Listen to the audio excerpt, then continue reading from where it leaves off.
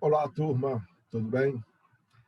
Vamos conversar um pouquinho hoje sobre o terceiro capítulo do livro Introdução à Administração, do Maximiliano, que trata sobre o planejamento, né?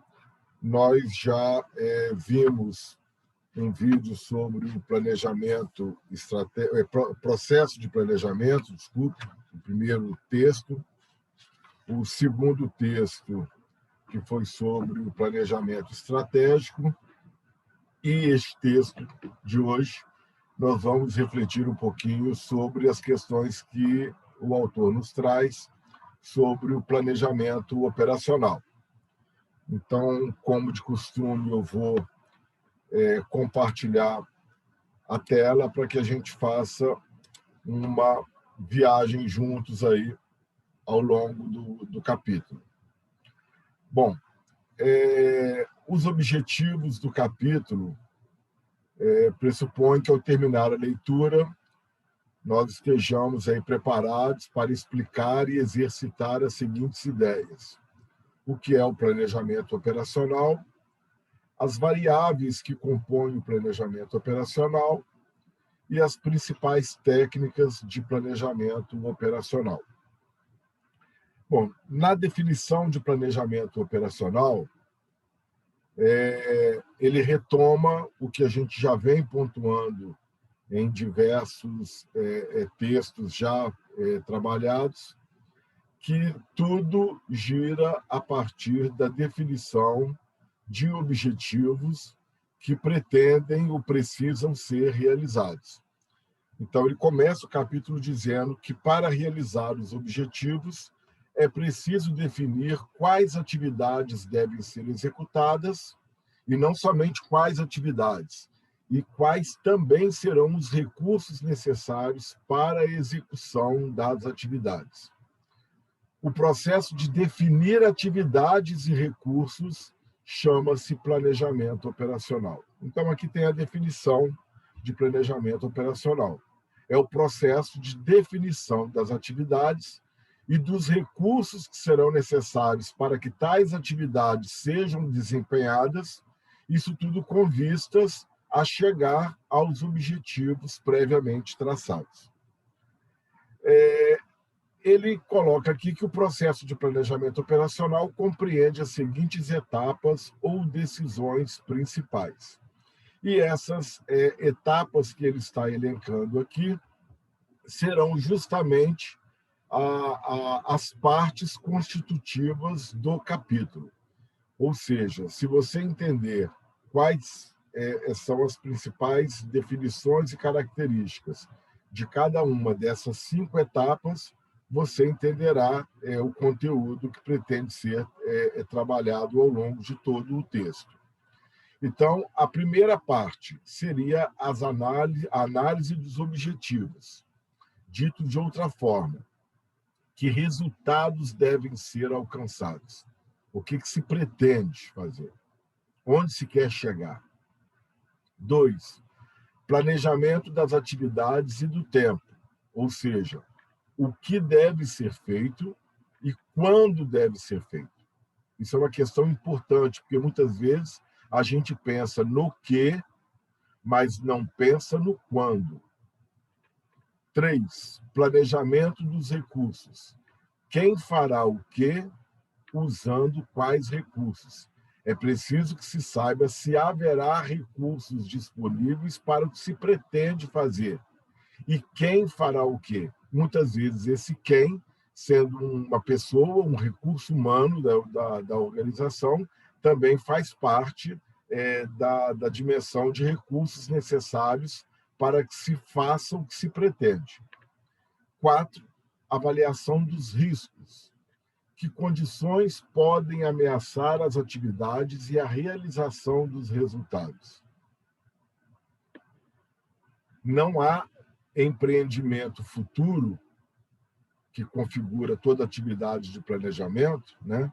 Não há qualquer atividade de futuro que não esteja condicionada a determinados riscos. E aí, obviamente, é preciso que se tenha uma mensuração, uma avaliação dos riscos que podem levar ao comprometimento daquilo que se pretenda realizar. E, por fim, 5, a previsão dos meios de controle. Dito de outra forma, como saber se estamos no caminho certo. Então, obviamente, os meios de controle, eles pressuporão o tempo todo uma avaliação do percurso que está sendo traçado, das ações que estão sendo implementadas e se está se chegando, obviamente, aos objetivos que se pretendam em cada etapa traçada. Na prática do planejamento operacional, a ordem dessas etapas pode variar. Tá? Não há necessariamente que se seguir cada etapa aqui na ordem que se encontra. Ele chega a mencionar aqui que, por exemplo, no planejamento de uma expedição ao lugar desconhecido, é importante fazer uma cuidadosa e antecipada avaliação dos riscos, por exemplo. Né? E aí, no decorrer do capítulo, ele começa a destrinchar cada uma dessas 5 partes, e eu vou me ater, de forma geral, a algumas questões, e peço que vocês depois leiam com atenção todo este capítulo, porque este capítulo é muito importante. Tá? Então, o primeiro tópico seria análise dos objetivos, ou seja, que resultados devem ser alcançados. A identificação dos objetivos é o ponto de partida para a elaboração dos planos operacionais. Então, tenha isso em mente. A identificação dos objetivos é o ponto de partida para a elaboração de um plano operacional. E aí, obviamente, como nós já vimos no capítulo anterior, o objetivo pode ser uma situação ou estado futuro desejado, a realização de um produto físico ou conceitual, a realização de um evento, ou seja, o objetivo, ele obviamente, ele está muito condicionado às características constitutivas do negócio, da missão, do que se pretende, do que a empresa, do que a organização, do que a instituição se pretende a partir aí da sua missão e da sua visão. Ele chega a mencionar aqui um exemplo de performance a partir do conceito de performance a partir aí daquela troca de pneus que se faz em carros de Fórmula 1 lá no pit stop. Ou seja, você tem que ter ali uma segregação de funções e você tem que ter função para que ações múltiplas sejam feitas concomitantemente com vistas a uma eficiência no menor tempo possível. Tá? Então, aí ele chega a mencionar aqui, logo no tópico 2.2, essa segunda parte. Então, se a primeira parte é ter clareza de quais são os resultados que nós queremos alcançar a partir dos objetivos, o segundo seria o planejamento das atividades e do tempo. O que deve ser feito e quando deve ser feito. Né? Ele menciona aqui que os objetivos eles podem ser divididos, e quase sempre eles são divididos. Eu posso ter um objetivo geral, que dá lugar a objetivos específicos, e diversas ações e atividades são feitas a partir da definição desses objetivos específicos. Tá? E aí ele menciona logo aqui, nessa ilustração aqui, a questão da troca de pneus no pit stop. Né? Nós temos diversas ações que são estratificadas e serão realizadas simultaneamente. Tá bom? Ele menciona também a questão de nós termos na organização a divisão de tarefas entre as pessoas. O planejamento de tempo reflete o trabalho e o esforço necessários para realizar as atividades e, por fim, os objetivos. Para planejar o uso do tempo, é necessário fazer a estimativa da duração das atividades, incluindo os momentos de início e término, e definir a sequência em que devem ser realizadas. A distribuição de qualquer sequência de atividades ao longo do tempo necessário para a sua realização chama-se programação. Todos nós já participamos de eventos, de seminários, de congressos, e que você vê lá antecipadamente a própria realização do evento, a divulgação da programação. Ou seja, o que é a programação? É o elencar de todas as atividades que serão realizadas em dias e horários específicos e serão conduzidas por determinadas pessoas, né? Então, aqui tem a definição de programação. Nessa perspectiva do planejamento das atividades e do tempo, ele dá o desmembramento em ações que são monitoradas, por exemplo, a partir de um critério de sequenciamento, de cronogramas e de diagramas de redes. Então, o sequenciamento que ele está se referindo aqui é o processo de decidir em que ordem ou sequência as atividades serão realizadas. Ou seja, quais são as atividades que devem ser realizadas primeiro, quais em seguida e quais dependem de quais. Então, tem uma questão de sequenciamento, mas também tem uma questão de interface, de dependência, de links entre uma ação e outras, né? E aí o processo de sequenciamento responde a essas questões. Para que a atividade N possa acontecer, quais outras devem ter sido realizadas antecipadamente? A resposta a essa pergunta identifica as atividades das quais a atividade N depende. De outra forma, uma vez que a atividade N tenha sido realizada, quais outras devem ocorrer em seguida? As respostas a esta pergunta identificam as atividades que dependem da atividade N. Então, ora, uma atividade ela pode ser influenciadora de outras, a mesma atividade ela pode ser também dependente de outras que tenham que ser realizadas previamente. E aí o sequenciamento estabelece justamente essa ordem e os pontos de início e término das atividades. E é o que coloca aqui no exemplo que ele põe de uma tabela de precedências na realização, por exemplo, de uma Olimpíada ou de um campeonato. Eu tenho aqui uma série de ações que estão numeradas, eu preciso convocar atletas, eu preciso divulgar o evento, eu preciso realizar a competição, eu preciso organizar o local das competições, eu preciso identificar e garantir o uso dos locais para as competições, eu preciso definir as chaves das competições e contratar juízes.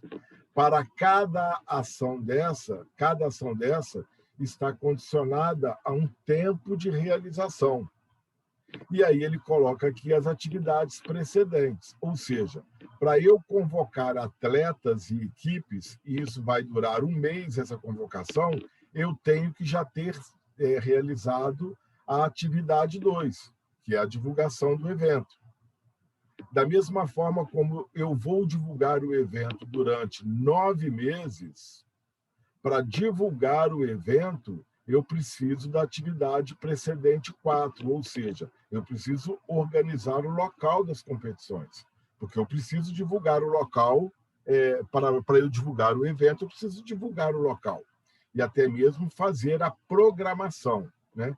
E aí ele vai colocando em sequência, a título de exemplo, essa atividade de precedências, né? Vocês percebam aqui que há um sequenciamento e uma ligação entre as diversas atividades que criam uma situação de dependência a partir aí de uma precedência temporal. Aqui ele dá o mesmo exemplo de outra forma. Se aqui era uma tabela de precedências, aqui é um diagrama de precedências. Percebam que tudo todas as atividades convergem para a última atividade, atividade fim, o objetivo, que é a realização da competição. Então, uma atividade linkada à outra, repetindo o que está na tabela de precedências. Na dimensão de cronogramas, que são muito utilizados, né? Os cronogramas são gráficos que mostram a distribuição de atividades ao longo do tempo ou de um calendário. Ou seja, um cronograma, ele sempre ele está condicionado a um elencar de atividades e a uma temporalidade, né?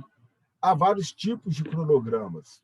Uma forma comum é o cronograma de barras, ou gráfico de Gantt, que é o criador dessa modalidade aí de organização de atividades numa determinada temporalidade.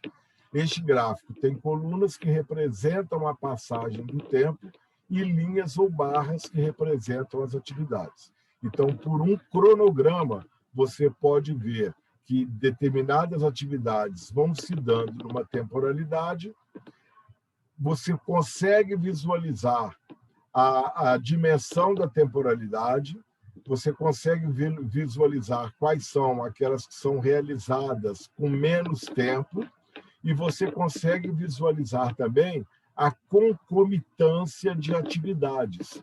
Exemplo, do terceiro para o sexto mês, eu terei que, simultaneamente, estar trabalhando na garantia dos locais, eu terei que estar organizando os próprios locais e eu estarei trabalhando na divulgação do evento.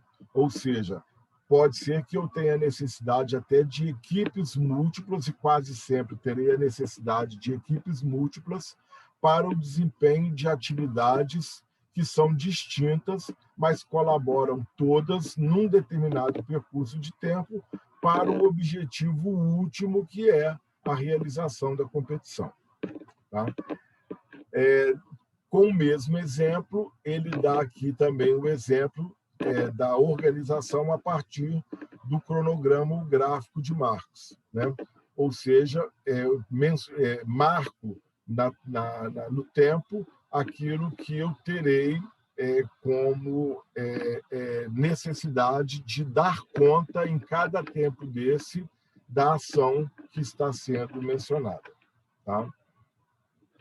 Um outro instrumento que ele nos apresenta são os diagramas de redes, que são os diagramas de redes são diagramas de precedência com os tempos de duração das atividades. Então, no diagrama de rede, as atividades e seus tempos são registrados em caixas ou boxes, como na figura a seguir, que são ligadas por meio de setas. As setas representam a ligação e a dependência das atividades entre si. Então, para cada uma daquelas atividades, eu tenho a temporalidade e o linkar de uma atividade com outra. Lembrando que nós estamos sempre culminando para a atividade fim, que é a realização da competição. Ele chama atenção aqui para um fato que o caminho mais longo é a sequência de atividades que consome mais tempo, que é chamado caminho crítico, cuja extensão determina a duração total da rede. Ora, tudo meu vai demorar, todo esse planejamento vai ser culminado na realização das competições que vai se dar no 10º mês a partir do início das atividades.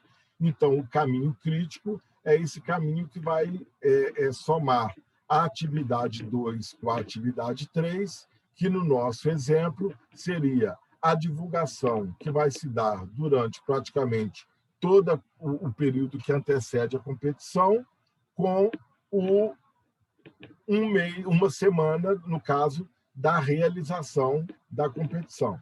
Né?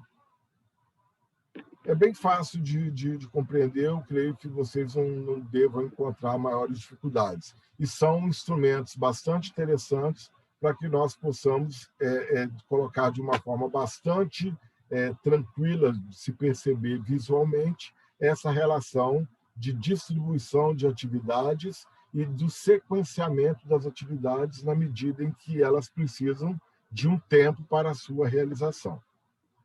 O outro tópico são os planejamentos de recursos. Quem fará o quê, usando quais recursos? As atividades consomem recursos. A etapa seguinte do processo de planejamento operacional, depois da identificação e da programação das atividades, consiste em definir quais recursos são necessários para realizá-los. Então, os recursos, e aí ele dá aqui alguns exemplos, podem ser recursos de mão de obra, podem ser recursos de material permanente, podem ser recursos de material de consumo, podem ser recursos de serviço, como podem ser recursos de infraestrutura, enfim, tem uma série de definição aí de recursos que devem ser pensados e que atuarão direta ou indiretamente na possibilidade de realização daquelas atividades. Tá? Emprego e organização de pessoas. Lembrando que nós estamos aqui pensando a partir aí do planejamento de recursos. Tá? Dito de uma forma simples, quem fará qual atividade? E aí ele põe que a resposta a esta pergunta envolve a definição de responsabilidades e de pessoas pela execução de atividades. O organograma linear, ou matriz de atribuição de responsabilidade, sigla no inglês RAM, é um gráfico que mostra como as responsabilidades e a autoridade estão distribuídas entre os cargos e os departamentos. Este gráfico consiste de uma matriz com os seguintes elementos: uma lista de atividades, os departamentos ou pessoas que estão envolvidos na execução das atividades e a divisão de responsabilidades e da autoridade entre os departamentos para a execução das atividades. Então, por exemplo, no exemplo do pit stop lá da Fórmula 1, nós temos as diversas atividades e quem será o responsável por cada uma das atividades. Ou seja, isso aqui é um exemplo bem simples de uma matriz de atribuição de responsabilidades. Tá? Uma outra questão importante também na definição do planejamento operacional é a preparação do orçamento. Ou seja, é preciso que eu tenha clareza antecipadamente do quanto será necessário em termos orçamentários ou termos financeiros para que o plano seja executado, para que as diversas atividades sejam executadas.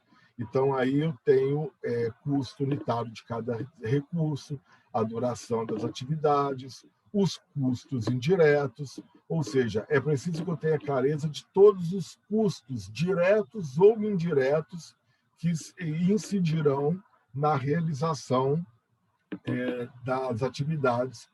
E aí eu tenho aqui um exemplo de orçamento, que eu posso colocar antecipadamente quanto eu precisarei, por exemplo, mês a mês, num determinado período. Isso deve ser feito, obviamente, antecipadamente. Estamos falando de um plano, não é algo que seja feito somente um relatório para eu elencar o que foi gasto antecipadamente. Eu estou fazendo aqui uma projeção do que eu precisarei, por exemplo, nos meses que se seguirão ao planejamento operacional, do quanto eu precisarei de recursos para cada um desses itens aqui, né? Mão de obra, investimento, consumo, serviços e outros. Uma questão importante é nós termos em mente de que o planejamento ele não procura eliminar os riscos. É impossível se eliminar os riscos. Então, este tópico aqui, eu acho que é um tópico bastante interessante para que a gente pense que o planejamento ele não elimina riscos. Ele procura antecipar, analisar e promover determinada perspectiva de controle sobre eventuais riscos, né? Então, ele coloca aqui que riscos são eventos ou condições que afetam a realização ou resultado das atividades, podendo ameaçá-las. Mas, no entanto, às vezes, o risco é a contrapartida de um benefício potencial ou oportunidade. Dito de outra forma, não existe investimento que não esteja permeado por uma parcela significativa de riscos. Nós estamos o tempo todo condicionados pela incerteza. A incerteza que resulta do desconhecimento ou falta de informações sobre as atividades é a mãe do risco. Inclusive, há quem julgue que na vida não há certezas, apenas riscos e oportunidades. E aí ele pontua: no processo de planejamento operacional, os riscos devem ser identificados e analisados para possibilitar o planejamento de ações que reduzam sua ocorrência ou minimizem suas consequências. A identificação dos riscos é feita com base nos objetivos e nas listas de atividades e recursos.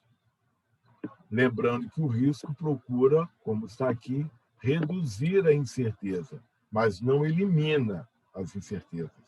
Os riscos, depois de identificados, são analisados para serem classificados quanto à probabilidade de ocorrência e gravidade dos impactos.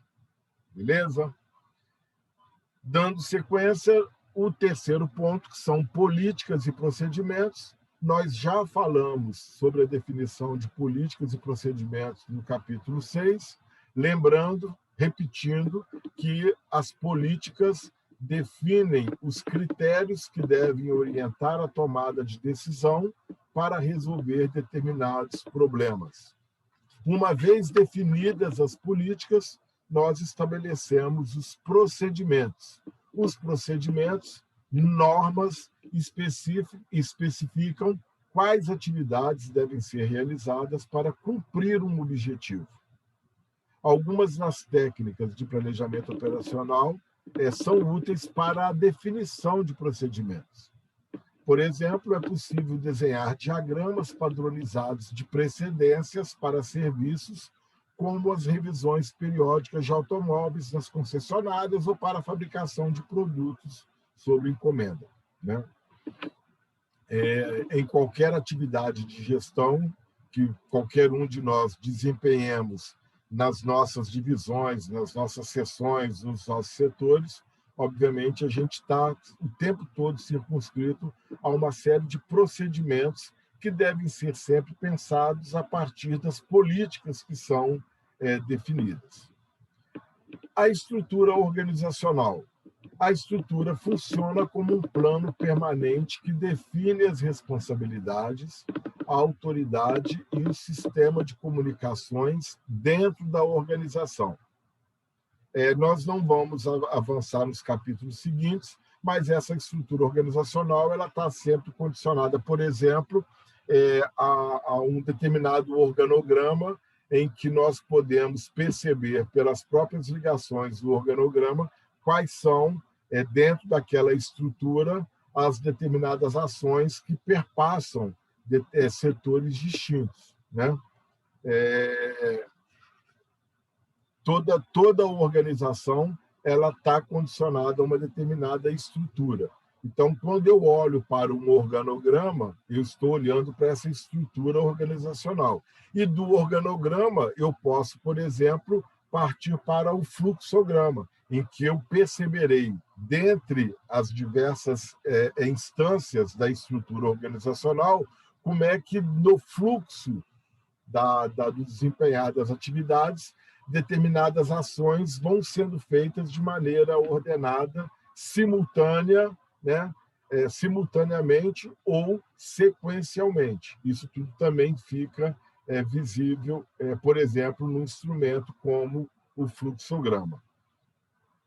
E, por fim, termina dizendo que é preciso também temos a previsão dos meios de controle, lembrando que, dentre as diversas atribuições da administração, né, o planejar, organizar, dirigir, controlar, nós não chegaremos à parte aqui nos capítulos do livro dos textos que trabalham especificamente como os meios de controle, mas é sabido, já vimos isso, de que toda ação de planejamento ela precisa ter aí meios de avaliação e controle.